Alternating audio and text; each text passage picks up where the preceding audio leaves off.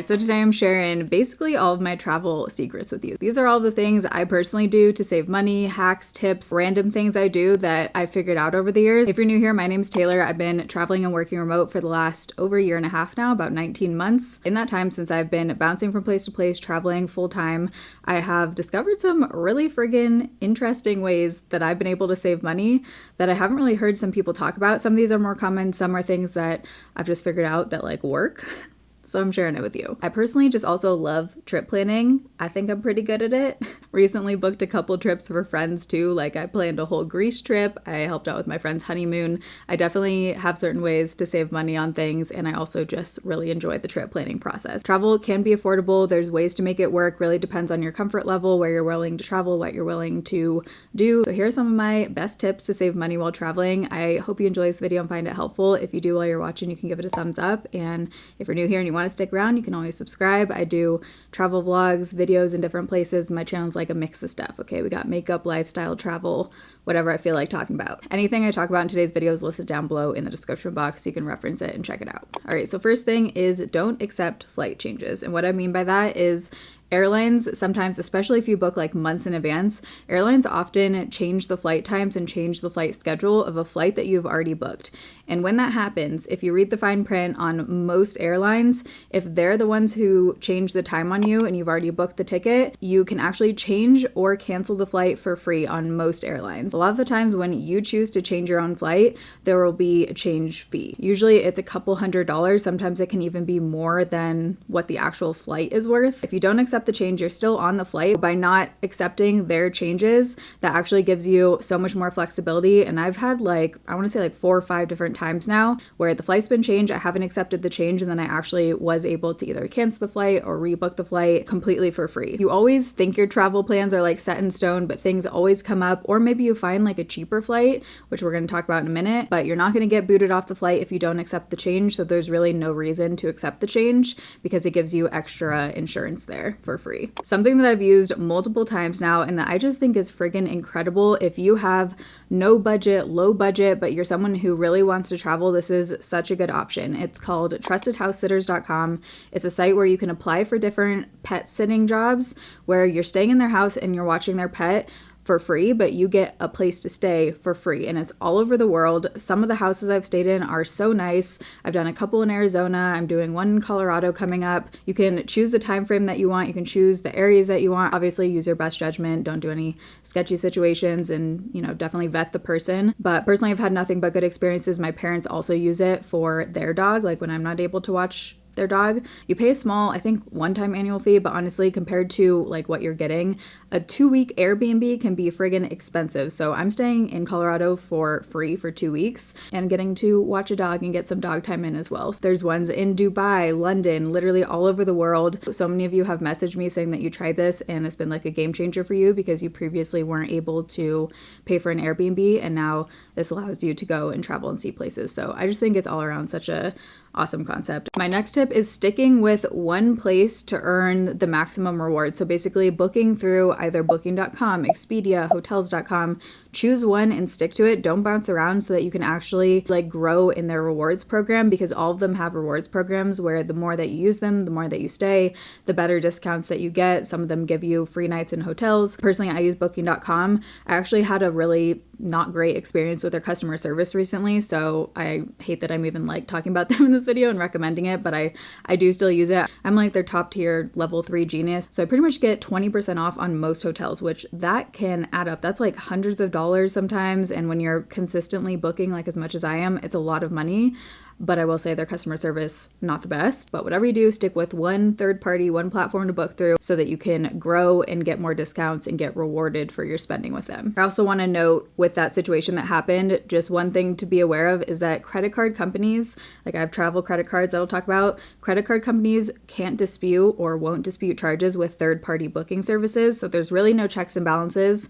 So just be careful with things like booking.com. If you're booking through them, it's really up to them to fix it. It's very rare and hard to get your credit card to dispute charges with a third-party booking service since it's not the direct merchant, they say. Okay, this next one is probably the biggest game changer for me that I've done in the last year, and it has saved me thousands of dollars, okay? This is what you got to do. Use a site like Booking, like Expedia, whatever. Use something that you have free cancellation when you book. I almost always only do Airbnbs or hotels that you have free cancellation because, again, you never know what's going to happen with your travel plans, but also then you can do this. Let's just say hotels. You can do this with car rentals, hotels, flights. We're going to get into it, okay? First, let's just say hotels, for example. So you're going to book the exact dates of the hotel that you want, the exact hotel that you want. You could even do this with 2 on the same date. Typically, I don't like to do that, and if I do, I'll cancel way in advance because I don't want to take that spot from someone, taking up 2 hotels when you know you're only going to book 1. But you could do it with multiple, say it's a few months in advance. And then what you want to do is keep checking the same exact dates, the same exact hotel on booking.com. Say I booked the hotel 3 months out, I'll keep checking it maybe once a month, and then as it gets closer, I'll keep checking it more and more. Rates go friggin' up and down. There's no predicting when there's going to be really high rates for hotels, really low. Typically, I found with Booking, you get the best deals either super early, they have an early bird discount, or extremely last minute. So for example, a couple months ago, I went to Spain. I had booked everything way in advance and I actually got really good early bird discounts on everything. And when I checked closer to a couple weeks before, they had actually doubled in price. So it can be really beneficial to book in advance. But then one of the hotels actually significantly dropped. They must have had a lot of people cancel at the last minute or just had more openings, whatever the reason. One of them was actually cheaper the day before or 2 days before. So I actually canceled my reservation, and you have to check the cancellation date. Sometimes it's the day before, sometimes it's 5 days before, but check the cancellation date. If you can cancel and it's listed for cheaper, you can cancel your reservation and then just rebook and get the lower rate. And I have saved so much money by doing that. Literally in the last 2 weeks, I've saved over $700 by doing this with car rentals. I booked maybe a month and a half ago a car rental in Reno, and it was going to be a 10-day car rental. The original price of the car rental booking was $704.49 for 10 days. I checked the exact same dates and ended up being able to cancel my booking for free and then rebooking for only $177.47. So just on this one booking, I ended up saving $527 by doing this. Because I canceled, I only booked ones that were free cancellation. I canceled the car rental because I checked the rates and noticed that they were so much lower, so I was able to cancel and rebook it. I did the same exact thing with Colorado. That one was going to be expensive. I ended up saving $400 on that rental by doing the same exact thing, just canceling and rebooking and checking the dates. So don't just book and be done. This can save you literally hundreds of dollars on your trip. Just check the dates and only do free cancellations. This has been such a game changer for me. So similar things with flights. First of all, I never do the trip insurance. When you're on an airline's website and it says, do you want to add the trip insurance for $20, whatever. Personally, I just think it's such a pain to deal with that third-party insurance thing. If you have a travel credit card, it'll cover certain reasons for cancellation, but now almost always I spend the extra $30 or whatever it is and select the free cancellation option for multiple reasons. You might really have to cancel your flight and that'll save you hundreds of dollars, or because of this next thing. So one thing I recently did, I had a one-way flight from Denver to Bend, Oregon. It was one way. It was an expensive flight. It was the best option I could find, just with routes and everything, a nonstop flight, but it was obviously super expensive, didn't make sense. I'd booked that a couple months ago. As I was rebooking the car rentals, I was I'm just going to check this Denver flight because that was expensive and see. The same exact flight. I ended up being able to cancel that flight because I had the option to cancel. This one I actually booked through my Chase portal, which I'll get to in a second. But with that, I did select the option fully cancelable, refundable, everything. So because of that, I canceled the flight through the Chase portal, didn't pay a dime, got a full refund, and then just booked directly through United, rebooked the exact same flight for $208.90, so I saved $256 for the exact same flight, exact same day, time, everything. It was super easy. It took me literally maybe a half hour total. Literally saved hundreds of dollars within a half hour. On that note, my next tip is if you can, always book round trip tickets, even if it's multi-city destinations, which means you're not going from the same place. I'm not going San Francisco to Reno, Reno to San Francisco. I'm going multi-city, so maybe I'm going from San Francisco to Reno, Reno to San Diego. Even if it's multi-city, always try to book both legs of the flight at the same time. I always check one-way rates, and then I always check the round trip rates or multi-city rates, and I would say 95% of the time it's significantly cheaper, sometimes hundreds of dollars cheaper to do a round trip ticket. But the interesting thing is that with that, it doesn't have to be immediate. So what I do now is, because all of my flights pretty much have been multi-city, they're rarely round trip. I'm never going back to the same destination. But what I do is still book that multi-city round trip flight, even if it's months apart. So for example, I just booked a Seattle to San Diego flight, and it was going to be so much more expensive if I did the one way than if I did 2 months later booked San Diego to my next destination, even though it was 2 months apart. And I also do the changeable, option. So if I ever need to change that leg of the flight that's 2 months away or 3 months away, I can. And you typically end up saving hundreds of dollars if you do that versus just booking one way. But do still check the one-way rates just to be sure. And I found that especially for international flights, they'll probably be cheaper to do not the multi-city and just do one ways, because you can do multiple airlines and it might be cheaper that way. Next thing I do is I always use Rakuten. It's a cashback site, and there are some good travel cashback options on there. I've been a member since 2012. I have a referral code list down below. You can get, I think it's $30 welcome bonus when you sign up and you use them for the first time. I always do almost all my booking on web, not on mobile. So I just go to Rakuten, I type in the name of the website, and then it redirects you, and that's it. It tracks your cash back. It's legit. They make money because they have relationships with the merchants and they get a commission that way. So anytime I'm using booking.com or Expedia, there's also hotels.com on there. There's a bunch of different travel partners on there, but basically you can just get cash back for booking things that you're already booking. So before you go on booking.com, type it into Rakuten and it'll get you cash back through there. What's also really cool is I actually link it to my Amex credit card now. So I just get all of them transferred into points. So anytime I get cash back, it's transferred into points and then it's deposited into my Amex credit card. And I use those points to then go back into my travel purchases. It's a win-win-win situation. But you don't have to do that. You can just get a check or you can get it deposited into your PayPal as money. So speaking of travel credit cards, I have 2 that I use. I'm not going to go too in depth about this because I've talked about this in past videos, but also I just find that it's so personal to your spending habits, how much you travel. Like, you really just have to do your own research on this topic. One thing I always say with credit cards is I use it personally as a debit card. I'm never putting more on a credit card than I'm able to spend. I only charge and pay off in full every single month. Don't let interest build up. Like, you have to be responsible with your credit cards and with your money in order for this to be beneficial to you. But if you are frequently traveling, 2 of the best travel credit cards I have both are the Chase Sapphire Preferred and the Amex Platinum. Amex Platinum has a higher annual fee. They're both high annual fees, but the rewards way make it worth it. The credits that they give you and the points and everything, I mean, it way pays for itself if you're using them. For example, right now the Chase has, I think it's a $550 annual fee, but you're getting $300 back in travel credit. So if you think of it that way, it's really like a $250 annual fee. And then between all of the benefits that you get if you're frequently traveling and you're using your card, that $250 is literally like nothing because you're getting so many more points per year than the value of $250, if that makes sense. You get lounge access with both, car rental insurance, travel credit. But with these ones, I mean, I literally in the last year have had like hundreds of thousands of miles built up now, which if you spend that right can be multiple actually like international flights completely for free. So how I actually book the flights, because I know there's so many different options. There's Kayak, there's Skyscanner, there's Google Flights, there's Hopper.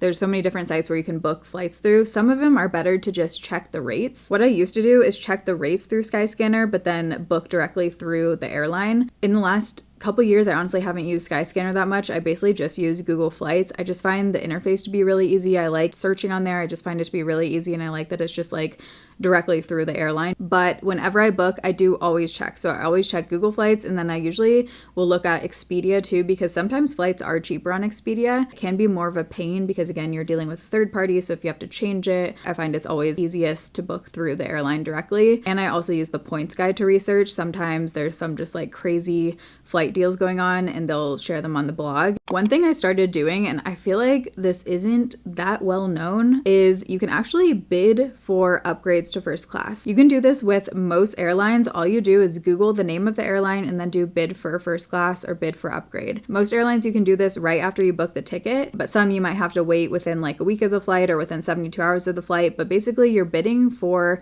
upgrading to first class, where it's typically much cheaper, like a third of the price, a fourth of the price than if you just straight out bought the first class ticket. There might be a European round trip first class flight from the US for, let's say, $5,000 for first class, business class.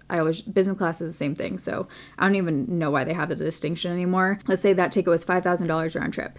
If you book the normal flight, it might be $700 round trip. What you can do is then go on and bid for a first class upgrade, whatever you're willing to pay. So let's say you want to do $1,000. You could essentially, and this has happened to me, I did this on Royal Jordanian, instead of paying $5,000 for that business class flight, basically you could pay $1,500 if they accept your bid of $1,000 plus your original $500. You could be paying about $1,500 instead of $5,000 for that same exact seat. I only do this with like longer flights or with international flights. If you can save literally thousands of dollars and end up in business class, it's pretty freaking cool. My next tip is, I would say as much as you can, stick with one airline to book all of your flights through, especially if you're someone who's doing a lot of domestic travel. I use Delta. I had a Delta Gold card before my travel card, so I have a lot of miles through them, but I also I love Delta. However, if there's a big difference in price or if there's a nonstop option, I will change it up. Even in the next like 2 months, I have flights on Southwest, United. It just depends on the price really. But if it's within like $50 or $40, I still will go with Delta because